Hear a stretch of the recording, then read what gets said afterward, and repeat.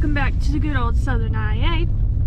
It's snowing a lot. Ben is taking me to work this morning because my car is not the best in the snow and the roads are not too good today, and they're just gonna get worse because we're supposed to get like 6 or 8 inches of snow today. What else are you doing today? I haven't decided yet. I needed to move snow again, but where I move snow, it doesn't make sense to move snow until it stops snowing. So we're gonna make another snow removal video for the YouTubers. Cock-a-doodle-doo! There, I don't gotta dub it over this time. What you smell? Ooh.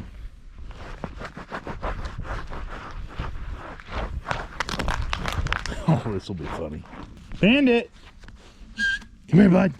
Come here. Come on. Yeah. It's actually the next day here. We did not get near the amount of snow that they were saying they were supposed to. Could have went and pushed snow yesterday. Would have been absolutely fine. But the weather, man, you guys know. The snow blade got put onto the Kubota here. We're going to be using the tractor today instead of the skid steer. So let's get everything checked over, make sure it's good to go. Start it up, warm it up, and we'll get to work. Good. Good, but needs changed.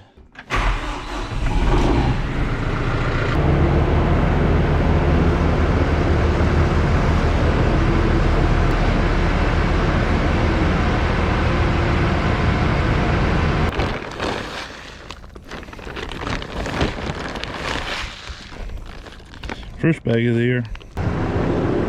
You okay with hanging out with the blue dog while I go to the snow? I'll see you when I get back.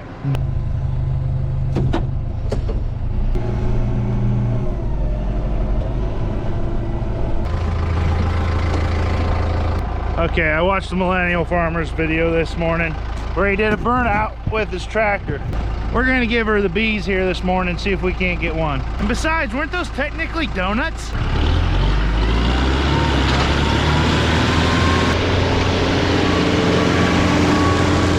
I hear that really helps melt the ice.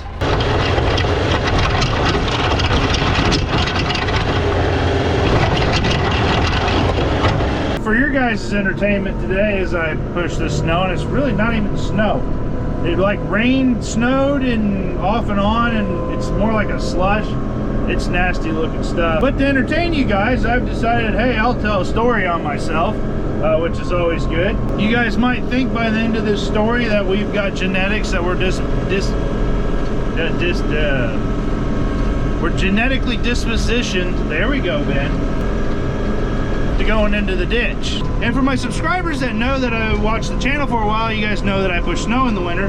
And if you didn't know that, that means you're not a subscriber. What are you waiting on? Hit the subscribe button and take a second. Also hit the thumbs up button. Supports the channel. Yada yada yada.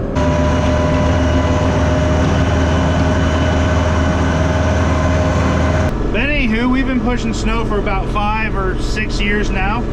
Someone contacted me, asked if I do the snow removal. This is a summer home community on the lake. And I said, cool, I'll do that. And I had actually just recently purchased a Bobcat 873, my first purchase of farm equipment, and we could put it to work pushing snow.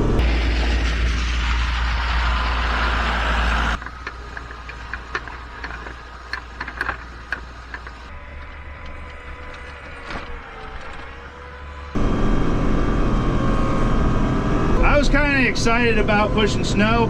I actually went out and I bought this snow blade, and that's one thing people have commented on. Well, you have a bigger snow blade. Well, this isn't what I started to push snow in. It was the Bobcat, and this was plenty big a snow blade for that Bobcat. And it's still plenty good snow blade. I do a great job with this. Don't need a bigger one. But one of those plows that has like the box that you can put on it, so it's a pusher and a blade, that'd be a pretty cool attachment.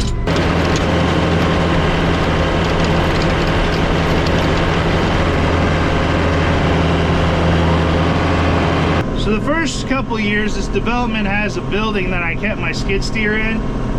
That kind of worked, other than it didn't have power, and that skid steer was kind of cold-blooded, and we only pushed snow once or twice a year, so it took me a long time just to pay for my snow blade. And then my skid steer was pretty much stuck here all winter long, and I could do nothing else with it. So I decided, that's not the best idea. Let's take that back to the shop, and then I'll just haul the skid steer in here. Well, once or twice a year, I'd have to haul the skid steer in. Wasn't a big deal. That wasn't the best thing for me to do, because a lot of the times I was hauling the skid steer around on unpaved or unplowed roads, and I was hauling it with my Ram 1500, which that was kind of a load. But it worked, so I was able to plow snow. Till one day, Molly used to manage a resort around us, and she had to work the overnight shift, and it happened to snow, and when it snows, I usually take Molly into work and pick her up from work. So I had to pick Molly up from work first thing in the morning. Also, I had to plow snow that next day.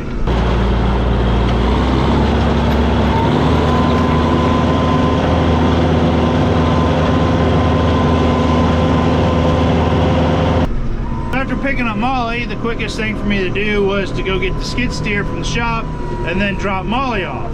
The problem with that is that it changed the route that I normally haul the skid steer on to a different route. So I dropped Molly back off safe and sound at home, but then I decide, hey, that little voice in my head, maybe you should go back out the way you came and not go the other way, even though the other way is quicker. But I didn't listen to that little voice in my head, and that's how I ended up in the ditch.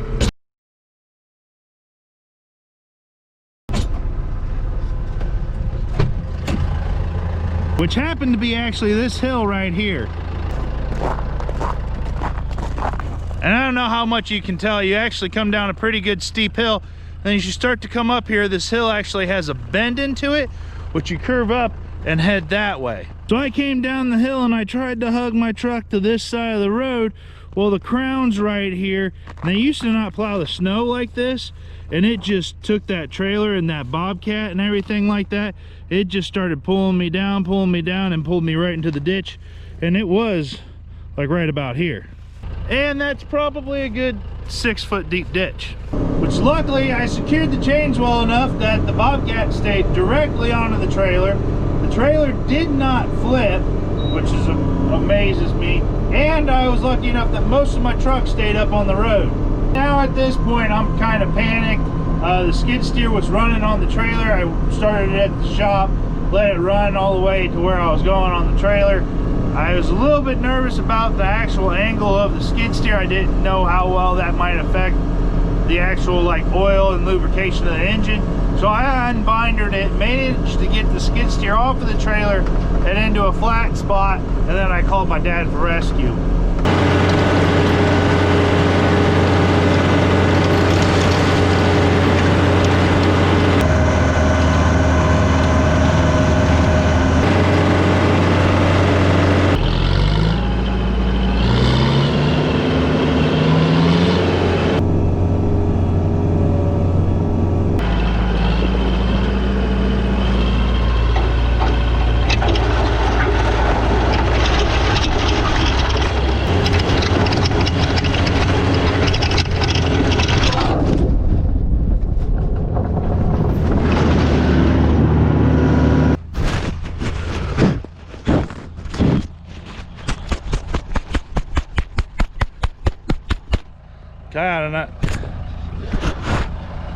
You ought to not put your GoPros in such particular situations.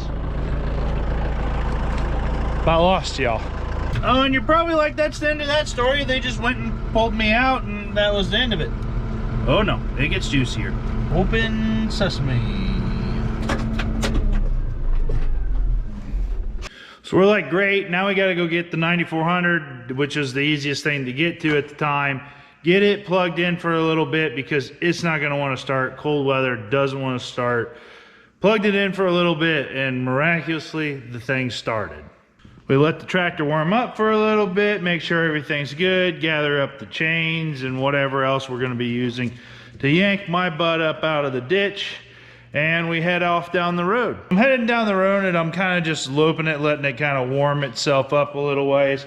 And don't get me wrong, this thing has been running for probably 10, 15, 20 minutes, I would guess, by the time we actually went down the road with it. And I get it up to speed, get it up to gear, you know, let the hydraulic oil warm up. And I put the throttle forward. As soon as I put the throttle forward, it throttles down. It gels. So now we have another crisis on our hands, and we have to fix one crisis so that we can go fix another crisis. And I caused both of the crises. Yeah, being perfect all the time is hard. At this point, it was the first time that tractor had actually been run since the spring when it was doing tillage work. So it didn't have any treated diesel fuel in there. And if you guys know anything about diesel fuel, and you guys, some of you don't that watch these videos, in cool temperatures, diesel fuel can turn like waxy, or we call it gelling up, and it will plug up your fuel filters, plug up your fuel lines, and won't run. It won't stay in liquid form, basically. And you can prevent that for the most part by doing things like keeping your tractors in a warmer spot, putting winter blend diesel fuel in there, which has a diesel treatment to it. Those are the type of things that you can actually do to prevent gelling, and it's usually not a problem. This was a problem. Which is a question to you guys. What's your guys' favorite diesel treatment additive if you don't have treated diesel fuel? Like Howes, or we use Diesel 911 sometimes. And for the record, now I'm very cautious to have treated D in all of the tractors when it gets cold outside. Don't laugh at that. To make this even better, I'm now in a 17-foot wide tractor that's on a blind curve in a snowstorm where they're trying to push snow. Kid you not, couldn't have been in a worse spot. And actually this corner right here, this is where it died. We luckily had a fuel filter for the thing. We spun it off real quick. We filled it full of Diesel 911 Medic, spun that thing back up on there, went and got actually a fuel barrel full, or another 100 gallons full of diesel fuel, dumped some Howes diesel fuel into that tank, pumped that thing into that tractor. In our area, we got a lot of good people. Some people actually stopped on the road. They were helping us get it primed back up.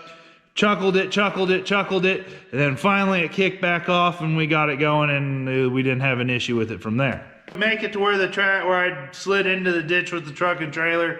We pulled the skid steer up out of the ditch. That was no issue. At this point, then I learned that there's no tow hooks on those Rams. What the heck are they doing? Not putting tow hooks on the front of the Rams? That's something that I'm going to be looking at the next time I get a truck, is that's got to have tow hooks on the front of it. Strap into it, put into the truck, get it pulled up out of the ditch.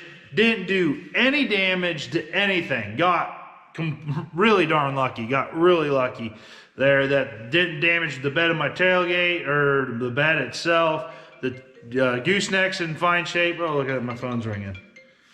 This is Ben. Oh, look, the automotive department on the recorded line. Hey, good to talk to you again. Got it pulled out, went and pushed snow. And yeah, that was the last time that happened. But I hope you guys enjoyed that little bit of a story time there, pushing some more snow. I'm headed home. I'm calling it a day. It's a Saturday for us. We'll see you the next time, hopefully, down here in the good old Southern IA.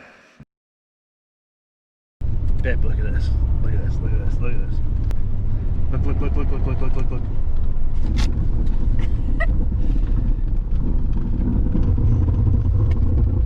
Apparently it's a little icy. Hold on.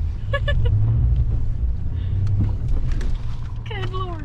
Someone left the skid steer in my field. Does that mean I get to use it? It's even got a mulcher on it.